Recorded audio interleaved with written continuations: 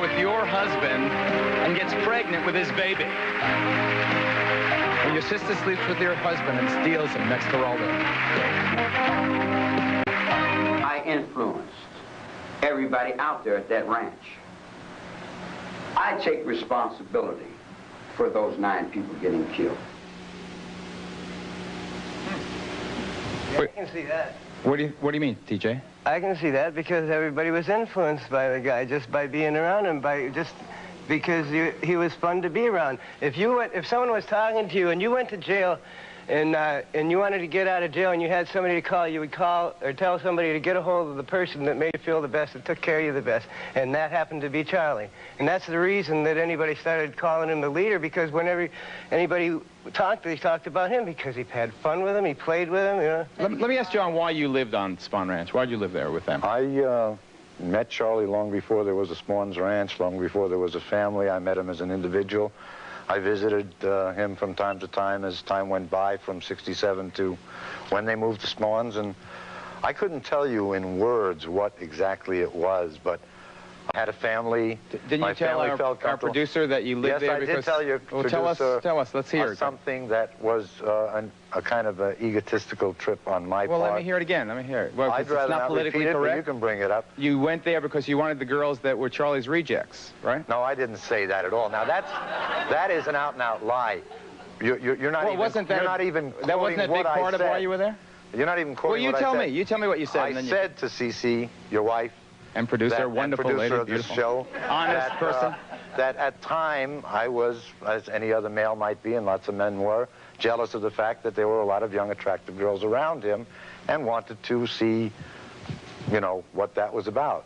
As time has gone by, I realized that was a bad reason on my part for being around. What I learned there and what I've learned since are many, many more things, a lot more important than that. Bill, I'd like to ask you, what are chances of Charlie Manson making parole? I don't think Charles Manson will ever be paroled. He's what is he, John, 56? How old is he now? He's 57. I think probably he won't be, but I think... 57? 57. Whenever you parole yourself, he'll be out. That's about it. When you free yourselves, then you'll be free. Your own minds of all these prejudices in your heads, you know, me, myself, everyone else, whoever. You say that you're not a follower, but a friend of Manson's. Is that correct? Yeah. Were you speaking to him? You, John. Thank you. Yeah, I'm a friend. Okay. I know we went over it before, but it amazes me that if you had nothing to hide, why would you be here with that mask? I told you I have nothing to hide myself, but I have family and friends. And as far as you're concerned, and most of this audience, Charlie Manson is synonymous with evil. Correct. And as being a Christian right after Jesus was killed meant you got thrown to the lions. Symbolically, your business might be bad. People won't deal with you. You're comparing Manson to Jesus Christ? Yeah. Huh? I mean, really. I compare you to Jesus Christ, Geraldo. We are all Jesus Christ. What have you got to hide? I have nothing to hide. You don't understand what I said? That's your problem. Okay, good. Quick. Yes. To John, this is referring to way back also. If you do not have anything to hide, why aren't you on hidden camera and not just I just answered the lady the same question. That's basically, he's afraid that he's going to be thrown to the lions. That's Carol, we haven't heard much from you. Now, you met Charlie where? Where I met Charlie? Yeah. And I met him in Haight-Ashbury. He was singing. He was singing? Actually, we have a tape exclusively obtained. I don't know, did you bring it or did Charlie send it directly to CC? You're going to hear Charlie sing here on this program for maybe the first time. Okay, so you met him in 1967 at Haight-Ashbury. Did you ever go live in Spahn Ranch? No, I didn't. He told me to after he got arrested, but I was on parole. And I didn't want to were you on parole put for? a bad... I went to California Rehabilitation Center for 1 year for LSD in 67, 68. Where were you in August 19. of 69 when these crimes were committed? Yeah. I had just gotten out. Did you just hear about it? I was in San Bernardino. In San Bernardino. So you just hear about it on TV, is that? Yeah, I heard about it, and they arrested whoever they could get a hold of to arrest for it. They decided Charlie was more fun to them, so they went and arrested him. When did you reignite your friendship? Was that when you restarted your friendship with Charlie? I went and saw him after he got arrested. I went and saw him in jail right then after he got arrested. Did you kind of like have the cross on your forehead and all that kind of stuff? No, I had a shaved head. I didn't know anyone else had a shaved head at the time because I was in Hawaii and I flew back over and everyone else had shaved heads. And you mean all of the family, so to speak? Spiritually, I got and I wasn't connected to, it was connected to the case, but it wasn't... So you shaved your head for your friend Charlie? Yes, to take a poll and see who really cared about them being trapped in something that nobody even cares. How many times have you visited Charlie since? A lot. Did you have to ask Charlie's permission to come on this program today? I didn't have to ask his permission, but not to come, so if anybody was doing what Charlie said, none of us it would be better right. if when you talk about somebody, if you kind of have their permission a little bit, you know. Say again, Carol? You should have his permission to talk about him. You should have his permission to say his name. Okay. Be right back.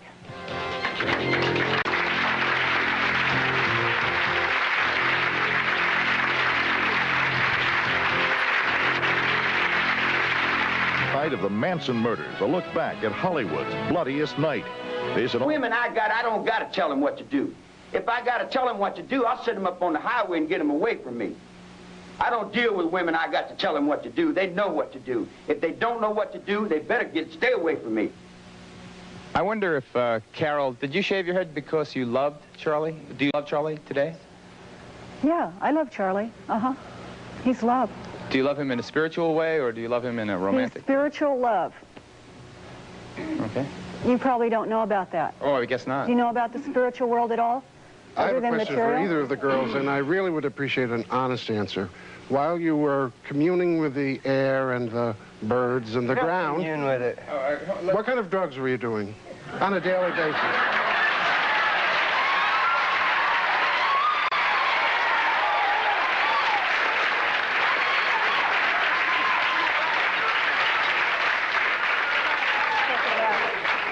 Answer that? Yes. We weren't doing any drugs. I did the other day when I was in the park with you. Hey, communing with it means picking up the trash and planting trees. You got a good whiskey nose there, fella. That's pretty, you know, that's a drug enough. The other day in the park, and you were irritated that I wouldn't have it with you. How many people know that the air is alive? How many people know that the water is alive? It's talking to you. How many people know that the animals are talking to you? Get it on. Let's do something. Okay. You've spoken a great deal about how Charles Manson's been wronged and how he's innocent and everything else, but 7 people died. Terrible deaths. Who do you believe is directly responsible for this? Which individuals? Who said they did? The people that said they did it. I'm sure. I wouldn't call them a liar. The facts are Charlie did not murder anybody, and that's cut and dry. Why don't you put it on the system? Charlie's in prison for conspiracy. He did not kill anyone. However, TJ was with Charlie when he blew open the chest with a .22 caliber gun of Bernard Crowe. Don't be so you have seen him do violence. Bill, you sat there and listened to the reasons for that, and if you were in the same position... Wait, TJ, you admit you saw Charlie shoot a man in the chest? Sure I did. I also seen everything else that happened. The guy called up and says he's going to cut this girl's head off. And come in, because Tex wasn't this a drug deal that went bad? He said Tex stole the money, and then Tex comes back with this money after and leaves his fiancée there to get her head cut off, and says I'm going camping. And we didn't know that until the phone call came. They asked how far away was the guy when Charlie pulled the trigger? You want to hear it or not? Yeah. Okay. We went there because there was a screaming, crying girl there that said they were going to kill this girl, and we heard it on the phone because there was 2 phones. She asked for Charlie. Tex's name was Charlie, so I got the other Charlie because I didn't know him as Charlie. I knew him as Tex. When we got there, they had her tied up on the bed, and we got her out of there. And the only reason anybody got shot after Charlie got down on his knees and put the gun in his hand and handed it to the guy, he says, if you got to take a life, take mine.